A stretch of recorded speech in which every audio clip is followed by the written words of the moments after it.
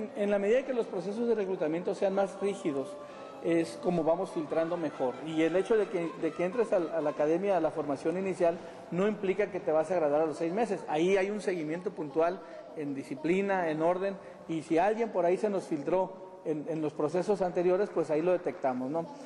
Hay que recordar que el Centro de Evaluación, Centro Estatal de Evaluación de Control de Confianza, tiene un artículo transitorio en donde nos marca hasta el 2014, si no mal recuerdo, donde ya todos los aspirantes a incorporarse a las instituciones de seguridad pública tienen que ser evaluados en control de confianza. Ahorita tenemos a la Policía Municipal, la Policía Estatal Preventiva ha sido evaluada en su totalidad. Ahorita tenemos al sistema penitenciario en esta acreditación del sistema penitenciario, tienen que estar evaluados en control de confianza. De alguna manera, la evaluación de control de confianza es una fotografía del momento de esa persona. Por eso es importante el seguimiento que se tenga en la corporación. Es bien importante, nosotros lo mencionamos a todas las corporaciones, un elemento recién graduado es un cadete que acaba de culminar con su capacitación y que va a llegar a absorber lo que cuando llegue a la corporación, pues lo que le pongan ahí. Por eso es importante la función del mentor, que en la corporación escojan a los policías que son confiables, que tienen el pleno conocimiento de que no tienen alguna situación complicada, para que ellos sean sus mentores, sus parejas en principio, y que absorban esa experiencia positiva de los compañeros que ya tienen la corporación, para que de esa manera se vaya dando ese movimiento generacional en donde tengamos a las corporaciones a elementos confiables al 100%. Hay que recordar la estrategia de seguridad pública, ¿no? Son 3 rubros importantes. Uno es la lucha frontal contra el crimen organizado. El otro es el fortalecimiento de las instituciones. En ese sentido vienen las evaluaciones de control de confianza, vienen los procesos de depuración de los malos elementos y viene la formación inicial certificada en academias únicas. Esa es la parte que nos toca y esa es la parte que tenemos que trabajar para que estos 1000 elementos que graduamos el año pasado o los 800 que graduamos en el 2010, en su gran mayoría, pues sean elementos confiables, valiosos y que vengan a darle resultados positivos a la corporación. Siempre, lamentablemente, va a haber quien cae en la tentación, o quien se mete en problemas, o quien pierde el piso en el momento en que se ve uniformado, se ve con una placa y con una pistola y con una enorme responsabilidad de proteger y servir, y de repente se desvían del camino que nosotros les marcamos. Eso es lamentable, nosotros siempre estamos revisando esos detalles y siempre lo vemos como un área de oportunidad, pero yo creo que en la medida o en el porcentaje de elementos que formamos contra el porcentaje de los malos elementos que por ahí de repente se desvían, no es muy alto. No quisiéramos que fuera ninguno. Nosotros queremos y trabajamos mucho con ellos todos los días, inculcándoles los valores, los principios que deben de regir a cualquier persona y sobre todo a un policía. Por eso decimos, si tú estás para proteger y servir y para cuidar el orden, tienes que empezar por ti mismo, tienes que dar el ejemplo ante la sociedad, tienes que ser un buen ciudadano, tienes que ser un buen padre de familia, tienes que amar a tu patria, respetar las leyes, para entonces tener la calidad moral de actuar como servidor público, ¿no? Entonces, es un trabajo diario. Es más, en las ceremonias de graduación, yo tengo la oportunidad de hablar con sus padres de familia que van a la graduación, o sus esposas, sus esposos, ¿no? Y ahí viene el compromiso, y le digo, ahora el compromiso es de ustedes, ¿no? De que ustedes sepan cuánto gana su pareja o su hijo, y vean cuánto dinero traen en la bolsa. Es importante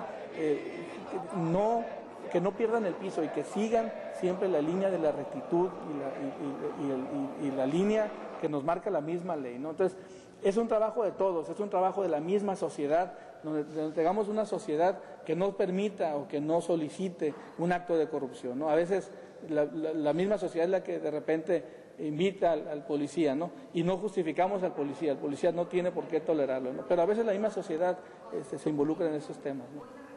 El 10% de los que inician el proceso de reclutamiento y selección, solamente el 10% son los que ingresan a la formación inicial.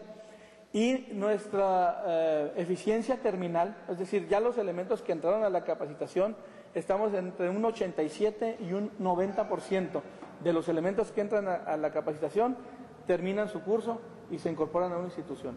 Muchas veces son los primeros días, ¿eh? ¿Por qué? Porque es un internado, son dormitorios donde hay 20 camas o 15 camas, tienes que compartir el baño, tienes que compartir la regadera, tienes que dormir con todos los demás y tienes que levantarte temprano y tender tu cama. Y hay gente que de repente dice, oye, esto no era lo que yo pensaba, no me gusta, extraño a mi familia, extraño a mi esposa, a mis hijos, y por ahí de repente se nos van. Pero la eficiencia terminal estamos en un 90%, es un buen porcentaje. El año pasado, alrededor de 10,000 personas que hicieron la solicitud para ingresar y solamente graduamos a 1,000.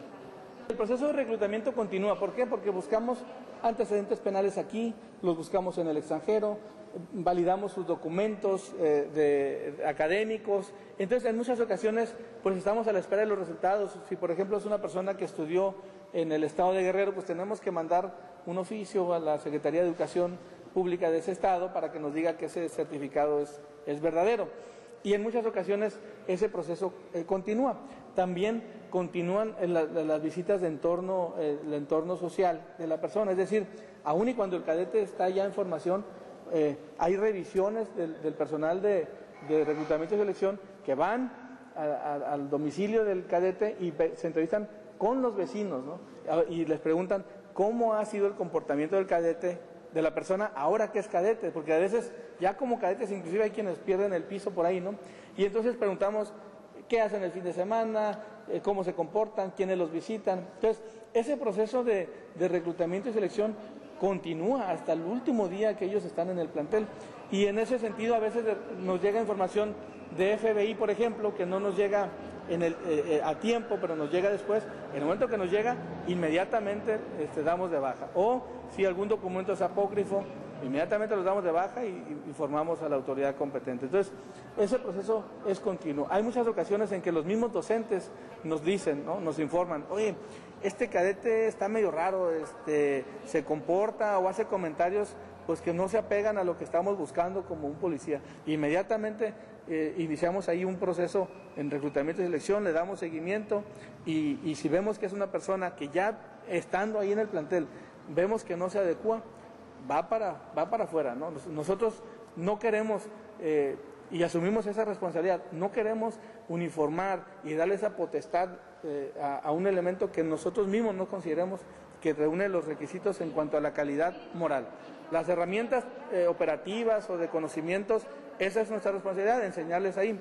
Pero si vemos que es alguien que tiene otros intereses ajenos a la de proteger y servir, nosotros mismos, ¿no? Por ejemplo, de los 350 elementos que tenemos ahorita, retirando a los custodios que ya son activos, estaríamos hablando de unas 4 o 5 personas que por ahí hemos detectado con situaciones de certificados apócrifos o de que por ahí nos llega un reporte de Estados Unidos que tienen alguna antecedente por allá.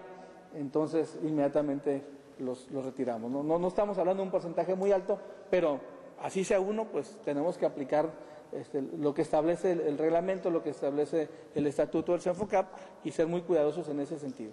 Por ahí una cadete mujer que por ahí tiene un hermano adicto y por ahí nos mintió, nos dijo que casi no lo veía y algunas situaciones, hicimos una revisión y por ahí encontramos inconsistencias en lo que ella nos dijo.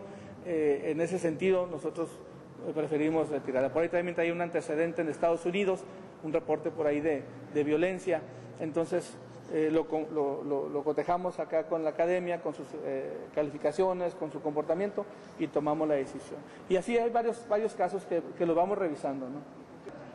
Todos los que aspiran a ingresar, nosotros mandamos la base de datos por medio del enlace de la Policía Estatal Preventiva, todos los nombres con sus fechas de nacimiento, los mandamos sus huellas a Estados Unidos y el FBI nos regresa los reportes.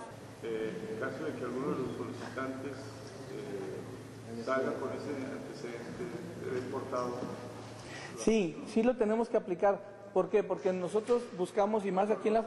No, es que aquí en la frontera nosotros inclusive tenemos muchas oportunidades de ir a capacitarnos a Estados Unidos. Entonces, por ejemplo, siempre que vamos a mandar un grupo de elementos activos a capacitarse, lo primero que nos piden es su nombre y su fecha de nacimiento. Y ahí mismo dirían, oye, esta persona tiene un antecedente aquí con nosotros, no puede ingresar a Estados Unidos y en esos mecanismos de coordinación pues no debió estar ahí. Entonces no lo permiten. Algunos, no son muchos, pero sí hay algunos casos. La inversión en el 2010 fue alrededor de 20 millones de pesos. ¿Solo en el 2010? Solo en el 2010. Ahorita estamos en un proyecto para hacer una pista de conducción más grande, tener un campo de tiro virtual y una casa de intervención equipada realmente como tal. Pero en el 2010 fueron 20 millones que invirtió el gobierno del estado para incrementar o duplicar la capacidad instalada, para poder tener hasta 500 cadetes en formación.